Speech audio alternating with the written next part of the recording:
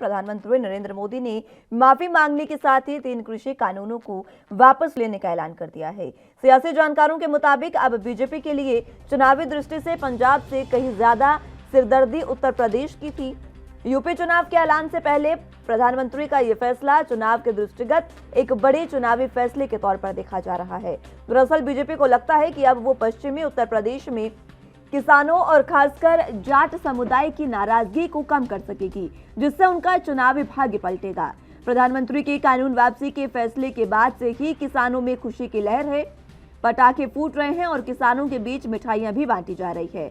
विपक्ष लगातार हमलावर जरूर है, लेकिन उसके हाथ से अब ये मुद्दा निकल सकता है और यही वजह है कि अखिलेश यादव ने प्रधानमंत्री के ऐलान के बाद एक नया नारा भी दिया। साफ नहीं है इनका दिल, चुनाव के बाद फिर लाएंगे ये बिल। दरअसल 2022 के चुनाव के पहले उत्तर प्रदेश के लिए इससे बड़ा कोई फैसला नहीं हो सकता था, क्योंकि पश्चिम में किसानों और जाटों की नाराजगी के अलावा यह आंदोलन तराई में फैल चुका था। तराई में किसानों पर मंत्री पुत्र की चढ़ाई, गाड़ी से किसानों की गई हत्या और उनकी मौतों के बाद पूरे उत्तर प्रदेश में किसानों के बीच नाराजगी उपजी थी, जो चुनाव आते आते धार पकड़ सकती थी।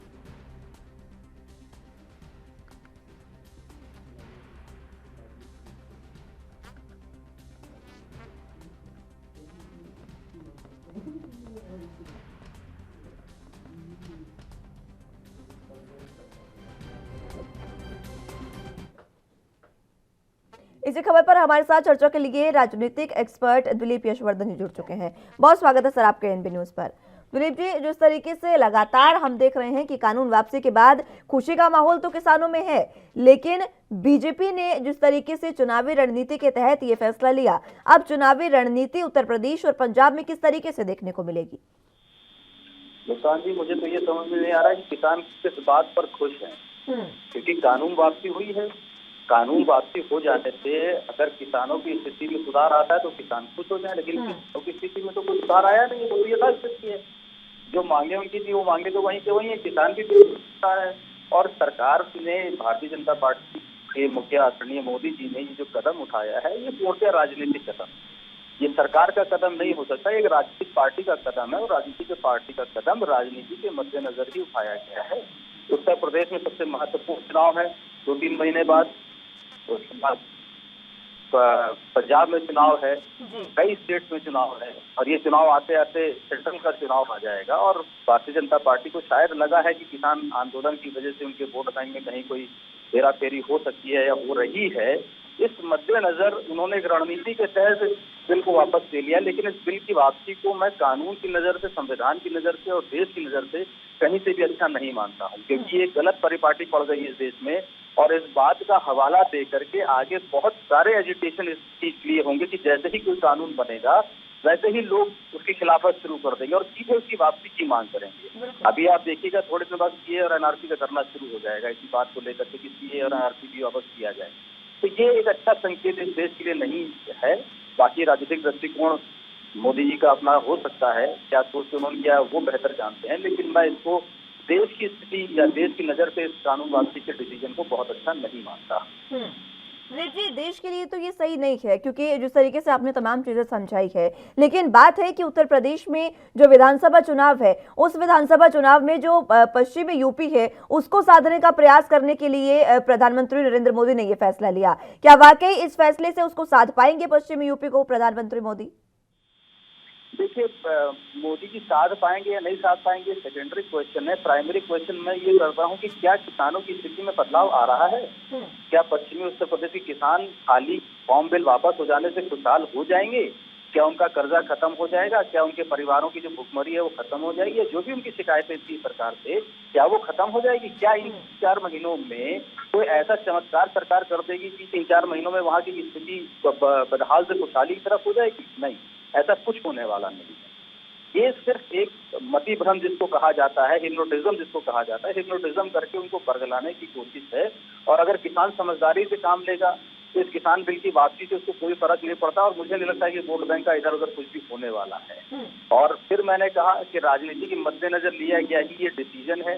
राजनीतिक उथल पुथल या अलट फेर हो सकती है इस डिसीजन से, लेकिन अंततः ये डिसीजन कोई बहुत अच्छा निष्कर्ष आने वाले समय में देगा नहीं।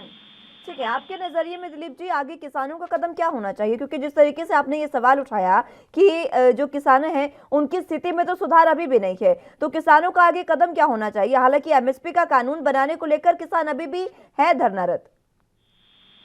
मुस्कान जी, किसानों का जो एक्शन था वो पहले भी गलत था। जब बिल वापसी की मांग कर रहे थे, मैं तब भी इसकी खिलाफत कर रहा था, तब भी मैंने उनको सपोर्ट नहीं किया था। आज बिल वापस हो गया है और किसान खुश हैं, मैं इस बात को भी सही नहीं मान रहा हूँ। बिल लगने और बिल के हटने से देश के किसानों की स्थिति में कोई फर्क नहीं पड़ रहा था। अगर बिल के लगने से कोई गलत फर्क पड़ रहा था तो इसका मतलब इसके पहले किसान खुशहाल होना चाहिए था, नहीं था, खुशहाल पहले भी नहीं था। बिल लगने के बाद उसको लग रहा था कि वो खुशहाल नहीं होगा, बिल उसने लगने नहीं दिया तो एक तक नहीं पता चल पाएगा। कुल मिलाकर के किसानों को अपनी जो बेसिक परेशानियां हैं उन परेशानियों को लेकर के सरकार से वार्ता करनी चाहिए। और किसान पूरे देश का एजुकेशन कर रहा था, एक पर्टिकुलर रीजन तक किसान इस बात पर अड़ा हुआ था और परेशानी पूरे देश के किसानों की है। पूरे देश के किसानों की अलग अलग समस्याएं हैं, हर क्षेत्र में क्षेत्र की वजह से भी अलग अलग समस्याएं हैं और हर भौगोलिक स्थिति के हिसाब से किसानों की अलग अलग समस्याएं हैं। उन समस्याओं के निराकरण के लिए किसानों को अपनी बात लेकर के आगे आना चाहिए, लेकिन वो बात राजनीति से प्रेरित नहीं। ठीक है, ये बात काफ़ी अहम है कि अब किसानों को किस तरीके से आगे आना चाहिए, जो आपने समझाया ये बात काफ़ी अहम है। लेकिन एक बार फिर से अगर बात चुनावों की करें, क्योंकि चुनावों के मद्देनजर ये फैसला लिया गया है। उत्तर प्रदेश में जो जाट समुदाय है वो नाराज चल रहा है, और अगर पंजाब की बात करें तो पंजाब में जिस तरीके से कैप्टन ने ऐलान किया था कि अगर कृषि कानून वापिस हो जाएंगे तो जो कैप्टन है वो गठबंधन कर सकते हैं बीजेपी के साथ। क्या लगता है, क्या पंजाब की राजनीति में ये हो सकता है कि अब बीजेपी और कैप्टन की पार्टी के बीच गठबंधन हो आगामी विधानसभा चुनावों में? देखिए, पंजाब में कोई भी गठबंधन हो जाए, लेकिन भारतीय जनता पार्टी की सरकार पंजाब में नहीं बनने वाली। अगर भारतीय जनता पार्टी ये सोच के चल रही है कि किसान बिल वापसी लेकर के वो पंजाब में सरकार बना लेगी, तो ये एकदम गलत फहमी है। पंजाब में किसी स्थिति में उसकी सरकार नहीं बन सकती है और कैप्टन अमरिंदर सिंह भी संगठित हो जाएंगे, अमलगमेशन कर लेंगे, चाहे कोलैबोरेशन कर लेंगे, कुछ भी कर लेंगे, लेकिन वहां पर सरकार बदलने वाली नहीं है। सरकार वहाँ कांग्रेस की है और मुझे लगता है कि कांग्रेस की ही सरकार रहेगी। उत्तराखंड में भी इस बार मुझे ऐसा लगता है कि भारतीय जनता पार्टी की सरकार जाएगी और कांग्रेस की सरकार रिपीट करेगी, रावत फिर वहाँ के मुख्यमंत्री बनेंगे। उत्तर प्रदेश में जरूर है, भारतीय जनता पार्टी रिपीट करने की उम्मीद है और वो किसान बिल वापसी नहीं लेती तो भी वो रिपीट कर रही थी, क्योंकि यहाँ का किसान बहुत ज्यादा इस बात से नाराज नहीं था। किसान बिल के लगने से या हटने से या लगे रहने से यहाँ के किसानों को उतना ज्यादा फर्क नहीं था। उत्तर प्रदेश का किसान इतना ज्यादा एजिटेटेड नहीं था उस बिल को लेकर। ठीक है, लेकिन ये जो बिल वापस लिया गया है, जिस तरीके से आपने कमेंट में भी ये बात कही थी कि अब ये बिल वापस लिया गया है तो आगे सीएए और एनआरसी के लिए भी लोग फिर से धरनारत होंगे और इसी तरीके से लगातार प्रयास किया जाएगा। ठीक है, प्रदर्शन का अधिकार सबको है, लेकिन सरकार को इसमें क्या बातचीत के माध्यम से कोई और संशोधन या फिर समाधान नहीं निकालना चाहिए था कानून वापसी की? क्योंकि किसान जो है वो भी हट पर अड़े हुए थे और सरकार भी हट धर्मिता पर अड़ी हुई थी। कानून वापसी लेना कितना सही और कितना गलत आप मानते हैं?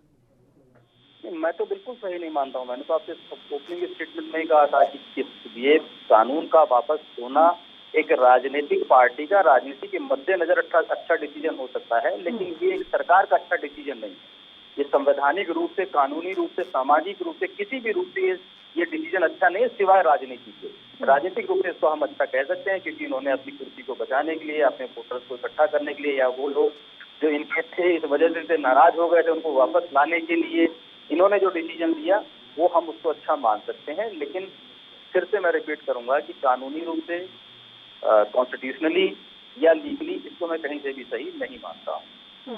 ठीक है, ये कानून सही नहीं है, लेकिन जिस तरीके से अब प्रधानमंत्री ने ये कानून तो देखिए वापस ले ही लिया, आगे आने वाले दिनों में इसका किस तरीके का प्रभाव देखने को मिल सकता है? आप देखिएगा कि आने वाले समय में अभी सीए और एनआरसी को लेकर के धरना फिर से शुरू हो जाए और हर अभी 370 को लेकर के भी लोग धरना शुरू कर रहे हैं, क्योंकि अब आदमी को ये पता चल गया इस देश में ऐसा भी हो सकता है कि अगर आप धरना मजबूती से करते चले जाएंगे तो आपकी बात पर कानून भी इस देश का वापस हो सकता है। तो ये एक गलत संदेश गया है उन लोगों को जो लोग इस देश का भला नहीं चाहते या जो लोग इस देश में शांति नहीं चाहते हैं, उन लोगों के लिए ये एक गलत संदेश चला गया, उनको ये मजबूती दे रहा है।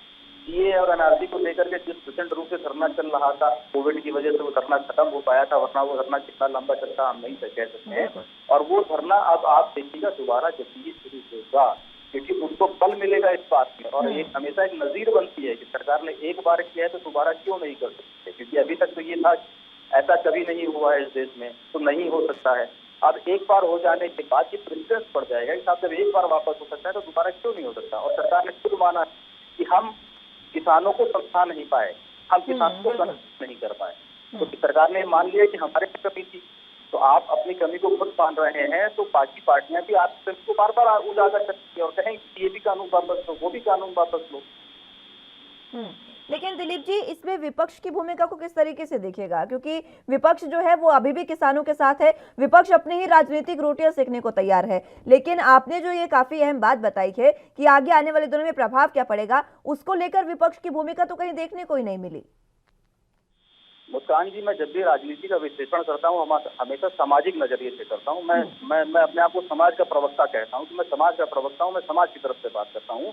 और राजनीति अगर सामाजिक सिद्धांतों में खड़ी नहीं कर रही तो वो राजनीति नहीं है। आपने अपोजिशन पर जो सवाल किया, अपोजिशन की बात को मैं कभी भी अहमियत नहीं देता, क्योंकि अपोजिशन तब भी किसानों के साथ था जब वो धरना दे रहे थे। अब जब सरकार ने इस बिल को वापस ले लिया तो अपोजिशन ये कहना शुरू कर दिया कि जब सर कानून वापस लेना था तो आपने इतने लोगों को मौत के घाट क्यों उतारा, इतने लोगों की बलि क्यों चढ़वा दी। तो अपोजिशन को तो हर चीज पर राजनीति करनी है, उनका जो भी स्टेप होता है वो हमेशा राजनीति से प्रेरित होता है, समाज के नजरिए से कभी भी नहीं होता है, जनता के नजरिए से कभी भी नहीं होता, देश हित के नजरिए से कभी नहीं होता है। तो अपोजिशन की बात को बहुत अहमियत देना मैं व्यक्तिगत रूप से बहुत ज्यादा अहमियत नहीं देता हूँ, क्योंकि मुझे पता है कि वो जो भी बात कहेंगे वो उस मद्देनजर कहेंगे जिस पर कोई ना कोई कंट्रोवर्सी हो, जिस पर कोई ना कोई न्यूज बने, जिस पर डिबेट्स हो, जिन पर कुछ ना कुछ चीजें चलती रहें, क्योंकि उससे उनको लाइमलाइट मिलता है, उससे वो चर्चा में रहते हैं, मीडिया में उनकी बातें आती हैं, न्यूज छपता है। अदरवाइज अगर वो ऐसा नहीं करेंगे तो फिर उन्हें पूछेगा। बिल्कुल ठीक है, बहुत बहुत शुक्रिया दिलीप जी हमारे साथ जुड़ने के लिए और चर्चा हमारे साथ करने के लिए। तो फिलहाल जिस तरीके की स्थितियां हैं आपने समझा, राजनीतिक विशेषज्ञ हमारे साथ जुड़े, उन्होंने बताया कि किस तरीके से ये जो आंदोलन, ये जो किसान का कानून है वो वापस लिया गया है, आगे आने वाले दिनों में उसका किस तरीके का प्रभाव पड़ेगा।